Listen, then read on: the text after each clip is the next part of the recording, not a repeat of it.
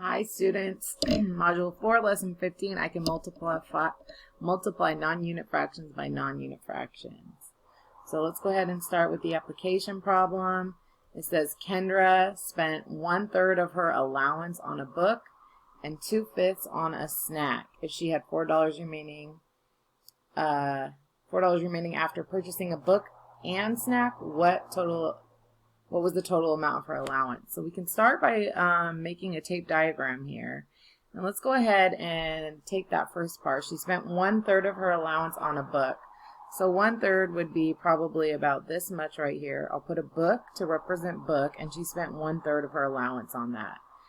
It then says that she spent 2/5 on a snack.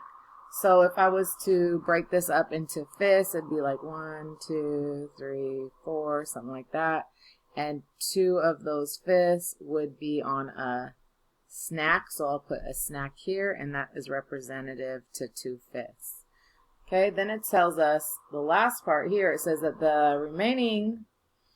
she had $4 remaining after purchasing the book and the snack. So what that tells me now is that this is the remaining part, and that is equal to $4. This is the first time they give us a money amount right here.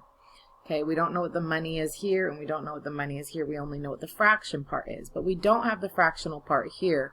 So I'm going to figure that out real quick. The way I'm going to figure that out is by turning 1/3 into a fraction that has a denominator in common with 2/5, which is 15.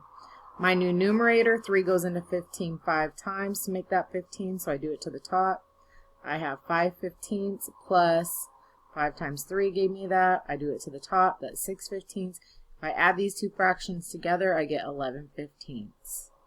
Okay, so that means book and snack part together equals 11/15. Now in order to get to the 15/15, which is the whole, that's going to tell us what this part is right here in the remaining.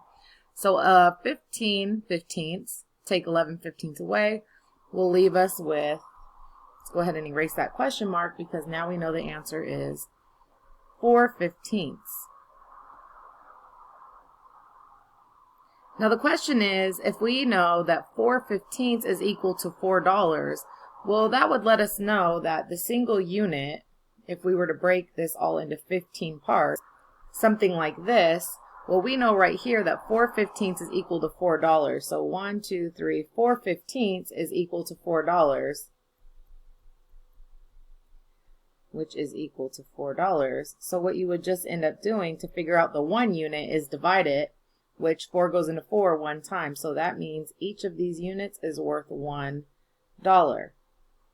So now that you know that, you can come back over here and you can say, well, this was 5/15. I know that 1 unit is equal to 1 unit is equal to $1.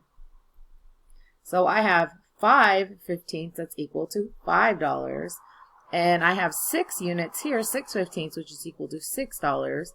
So then the question I have for you is, now can you actually solve that and figure out what was the total amount of allowance? Yes, you're going to add your $5 plus your $4 plus your $6, and that's a total of $15 was her allowance.